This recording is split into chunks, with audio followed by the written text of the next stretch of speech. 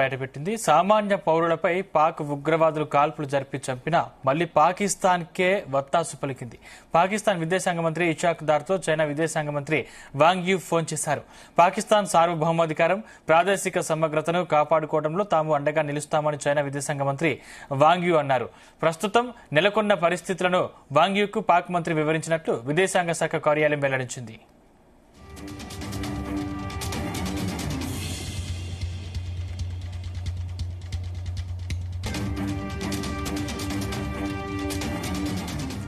ఇదే అంశానికి సంబంధించిన మరింత సమాచారం మా ప్రతినిధి శ్రీచరణ్ లైవ్ ద్వారా అందిస్తారు. శ్రీచరణ్.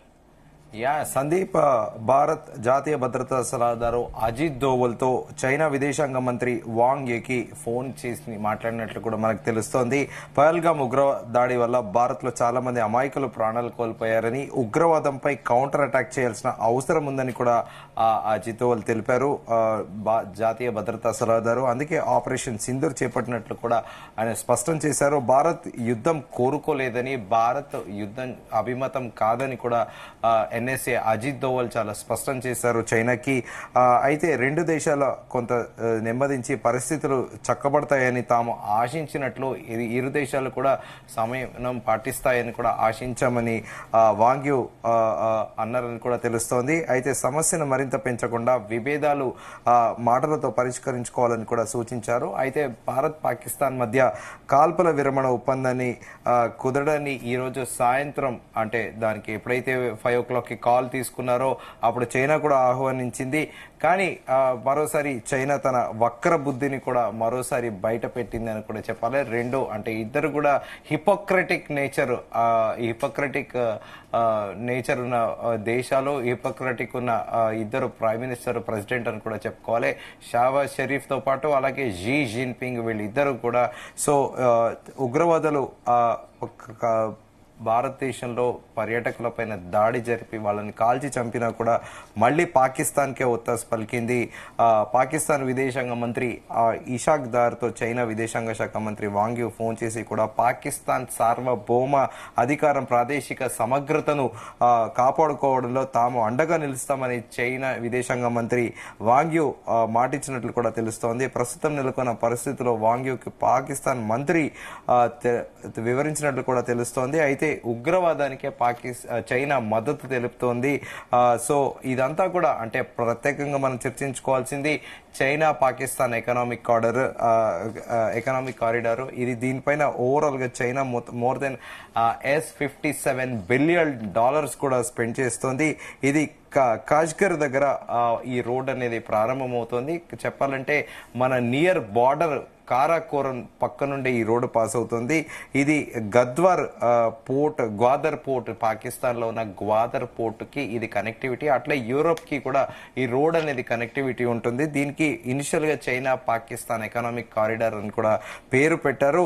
సో ఇక్కడే అసలు ట్విస్ట్ ఏంటంటే ఇక్కడ చెప్పుకోవాల్సింది మనం బలూచిస్తాన్ ఇష్యూస్ గురించి ప్రత్యేకంగా చెప్పుకోవాలి. ఎందుకంటే బలూచిస్తాన్ లో ఉన్న న్యాచురల్ రిసోర్సెస్ ని ఇటు పాకిస్తాన్, చైనా కొల్లగొట్టాలని కూడా ప్రయత్నించాయి.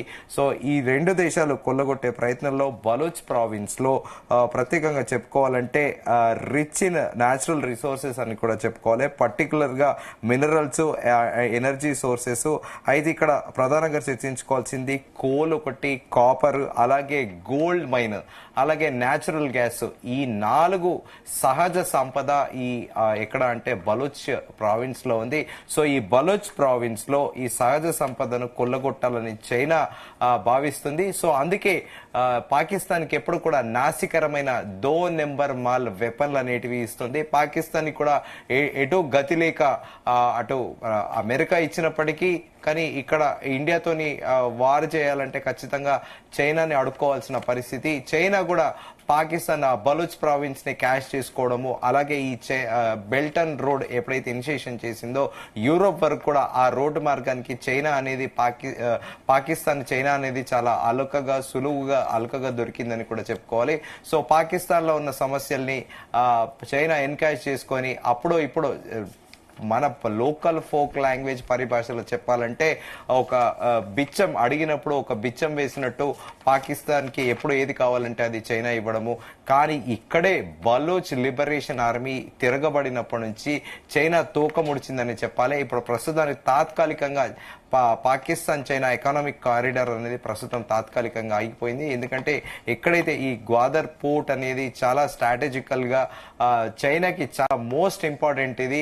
సో అక్కడే ఈ బలూచ్ ఆర్మీ అసలు చైనీస్ ఆర్మీని కనిపిస్తే కూడా తరిమి కొట్టారు. సో తాజాగా మనం చూస్తున్నాము బలూచిస్తాన్ లిబరేషన్ ఆర్మీ పాకిస్తాన్ సోల్జర్లు కనిపిస్తేనే వెంటబడి వేటాడి కూడా కాల్చి చంపుతున్నారు. సో ఇక్కడ దీనికి ప్రధానంగా మనం చర్చించుకోవాలి. ముందుగా అనుకున్నట్టు కోల్ ఒకటి, కాపర్ ఒకటి. కోల్ అంటే సహజంగానే ఆఫ్రికా కాంటినెంట్ లో ఉంది, మన ఇండియాలో కూడా ఉన్నాయి పలు రాష్ట్రాల్లో, జార్ఖండ్, తెలంగాణతో పాటు ఇంకా మిగతా రాష్ట్రాల్లో కూడా, గోవాలో కూడా ఉండే. కానీ గోవా అప్పట్లో మనోహర్ పారికర్ ఆయన ముఖ్యమంత్రిగా ఉన్నప్పుడు గోవాలో కోల్ మైనింగ్ అనేది కూడా ఆపేశారు. సో దీనికంటే ముఖ్యము న్యాచురల్ గ్యాస్, అలాగే దాంతో పాటు గోల్డ్ మైనింగ్. ఒక బంగారు బాతు లాంటి స్థలము బలూచ్ ప్రావిన్స్. సో ఈ బలూచిస్తాన్ ప్రావిన్స్ ని చేజిక్కించుకోవాలని చైనా మొదటి నుంచి కూడా కన్నేసింది. సో అందుకే పాకిస్తాన్ కి అవసరం లేకున్నా కూడా మిత్రత్వాన్ని కావాలని కలుపుకొని ఎప్పుడు కూడా పాకిస్తాన్ కి బ్యాక్ ఎండ్ నుండి చైనా సపోర్ట్ చేస్తా ఉంది. సో తాజాగా భారత్ పాకిస్తాన్ల మధ్య ఉద్రిక్తలు నెలకొన్న నేపథ్యంలో చైనా మరోసారి ఉగ్రవాద దేశానికే మద్దతుగా నిలవడం కూడా గమనార్హము. అయితే ఇప్పుడు బలూచిస్తాన్ పరిస్థితి ఏంటంటే దాదాపు 44% జియోగ్రఫికల్ గా బలూచ్ ప్రావిన్స్ అనేది బలూచిస్తాన్ కి చెందింది. కానీ వాళ్ళ జనాభా పరంగా చూస్తే కేవలం 7-8% మాత్రమే ఉన్నారు.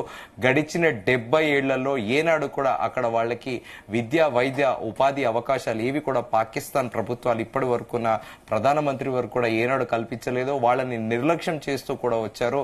సో వాళ్ళు 2000 సంవత్సరం నుంచే బలూచిస్తాన్ లిబరేషన్ ఆర్మీ అని కూడా ఒక ఆర్మీ తయారు చేసుకొని అప్పటి నుంచి వాళ్ళు గెర్రిల్లా దాడులు అనేది పాకిస్తాన్ సైన్యం పైన ప్రారంభించారు. సో అయితే ఎప్పుడైతే చైనా పాకిస్తాన్ ఎకనామిక్ కారిడార్ అయిందో ఇనిషియల్ గా కూడా మొదటి నుంచి కూడా బలూచ్ ఆర్మీ నిరసన తెలుపుతూ వస్తుంది. కానీ ఒక స్టేజ్ కి వెళ్ళాక చైనా దగ్గర డబ్బులున్నాయి, డెట్ ట్రాప్ అని కూడా చిన్న చిన్న దేశాలకి డబ్బులు లోన్లు ఇచ్చి వాటిని లొంగ తీసుకుంటుంది. దాంట్లో మనం ఉదాహరణ కూడా శ్రీలంకలోని హంబన్ టోట్ పోర్ట్ అనేది కూడా చెప్పుకోవాలి. ఆ మలైకా స్ట్రైట్స్ అనేది స్ట్రాటజికల్ గా అక్కడి నుంచి అంటే ఈ క్రూజ్లన్నీ, వాణిజ్య నౌకలన్నీ కూడా అక్కడి నుంచే వెళ్తుంటాయి. సో అక్కడ ఇండియాకి చెక్ పెట్టేటందుకు శ్రీలంకలోని హంబన్ టోట్ పోర్ట్ ని కూడా చైనా డెట్ ట్రాప్ శ్రీలంకకి లోన్లు ఇచ్చి కూడా శ్రీలంకని కంట్రోల్లో పెట్టుకోవాలని చూసింది. దీంతో పాటు ఇప్పుడు సిమిలర్ గా బలూచిస్తాన్ కూడా ఇంకా పాకిస్తాన్ ఆర్మీ సాయంతో బలూచ్ లిబరేషన్ ఆర్మీ పైన దాడులు చేస్తూ అక్కడ ఈ సహజ సంపదను కొల్లగొట్టాలని చూసింది చైనా. కానీ బలూచిస్తాన్ లిబరేషన్ ఆర్మీ ఎప్పుడైతే తిరగబడిందో చైనా సోల్జర్లు, చైనా ఇంజనీర్లు, చైనా వర్కర్లు అందరూ కూడా పాకిస్తాన్ ఆర్మీ సూపర్విజన్ ఉంటే మేము అక్కడ పని చేస్తామని, లేకపోతే తాము వెళ్లిపోతామని చెప్పడము, మళ్ళీ చైనా పాకిస్తాన్ కి ఆర్మీ సాయం కోరడము, పాకిస్తాన్ ఆర్మీ అక్కడ గస్తీ కాస్తే పనులు సులువుగా అవుతాయని చెప్పడము. సో ప్రస్తుతం తాత్కాలికంగా ఆ పనులన్నిటి కూడా బ్రేక్ పడ్డాయి. కానీ చైనా మాత్రము ఇంకా ఇప్పటికీ ఆ పాకిస్తాన్ ని ఒక వనరుగానే, అంటే ఒక అవకాశంగా పాకిస్తాన్ ని వాడుకుంటుంది. కానీ పాకిస్తాన్ దీంతైనా కూడా ఒక మొద్దు మెదడు అని కూడా చెప్పుకోవాలి. సో ఎప్పటికైనా కూడా మాల్దీవ్స్ అనే ఒక చిన్న దేశం కూడా చైనా ట్రాప్ లో పడిపోయింది. ఆఫ్రికాలో కూడా కొన్ని కంట్రీలు ఇప్పటికే చైనా దగ్గర తీసుకున్న అప్పుని కట్టలేని పరిస్థితిలో ఉన్నాయి. శ్రీలంకలో కూడా చూసాం మనం 2 సంవత్సరాల కిందట క్రైసిస్ ఎలా వచ్చిందో. సాక్షాత్ ప్రెసిడెంట్ ఇంటికి, ప్రైమ్ మినిస్టర్ ఇళ్లలోకి వెళ్లి ఆ బెడ్ల మీద వాళ్ళ ఇంటి బెడ్రూమ్ కి వెళ్లి నిరసన తెలిపారు. వాళ్ళ ఆఖరికి ప్రైమ్ మినిస్టర్, ప్రెసిడెంట్ కూడా పారిపోయే పరిస్థితి. టొమాటో కేజీ 200 రూపాయలు, పెట్రోల్ దాదాపు లీటర్ 300 రూపాయలు కూడా పోయింది. ఆ శ్రీలంక క్రైసిస్ కి కూడా కారణం ప్రధానంగా ఈ డెట్ ట్రాప్ ఏదైతే చైనా ఉంటుందో అందరికీ లోన్లు ఇస్తూ ఉంటది. సో తాజాగా ఇప్పుడు పాకిస్తాన్ కి ఇండియా పైన పాకిస్తాన్ ఇండియాకి ఉద్రిక్తల మధ్యలో కూడా చైనా పాకిస్తాన్ కి సపోర్ట్ చేయడం కూడా ఈ బలోచ్ ప్రావిన్స్ లో ఉన్న న్యాచురల్ రిసోర్సెస్ గురించే తప్ప పాకిస్తాన్ పైన ప్రేమ లేదు. కానీ పాకిస్తాన్ కి ఆ వక్రబుద్ధికి, ఈ చైనా వక్రబుద్ధికి సరిగా సరిపోయిందని కూడా చెప్పాలి. సో రీసెంట్ గా కూడా మనము ఉదాహరణ కూడా చెప్పుకున్నాము, చైనా ఇచ్చేది కూడా అన్ని అంటే ఏదైనా కూడా మ్యానుఫ్యాక్చరింగ్ అమ్యునేషన్స్ లో అంటే ఆయుధాలు ఏదైనా ఉంటుందో తన దగ్గర క్వాలిటీకి సంబంధించిన అమ్యునేషన్స్ పెట్టుకుంటుంది. కానీ వేరే దేశాలకు అమ్మేటప్పుడు కూడా నాసికరము. ఇంకా పాకిస్తాన్ కి అయితే తక్కువ రేటుకి 2 నెంబర్ మాల్ అనేది ఇస్తూ ఉంటది.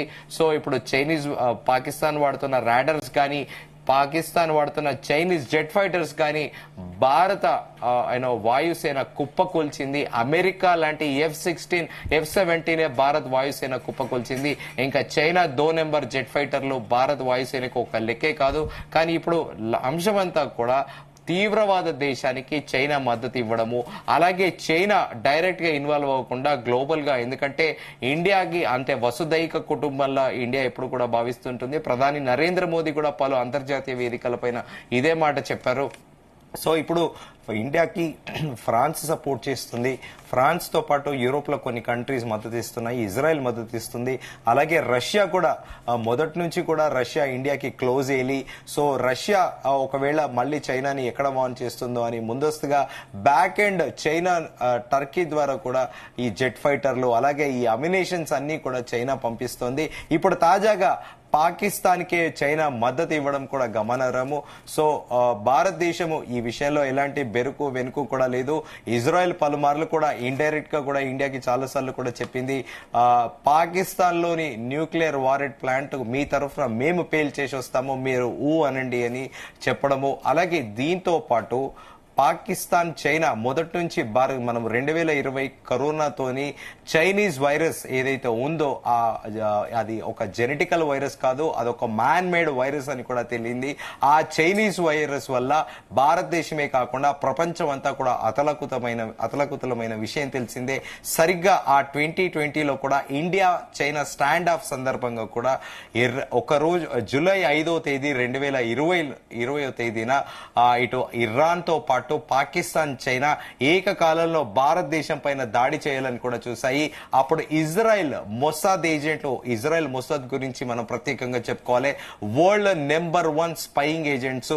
మొసాద్ కి ఏదైనా ఇన్ఫర్మేషన్ కానీ ఏదైనా కావాలి అంటే మాత్రం మొసాద్ శైలి వేరు. వాళ్ళు చాలా వెరీ సాఫిస్టికేటెడ్ టెక్నాలజీలో కానీ స్పైయింగ్ లో కానీ మొసాద్ తర్వాతనే, ఈవెన్ వరల్డ్ CIA కూడా మొసాద్ తర్వాతనే చెప్పుకోవాలి. ఇదే మొసాద్ ఇజ్రాయెల్ ఒక డెడ్ ఆపరేషన్ అని చెప్పాలి.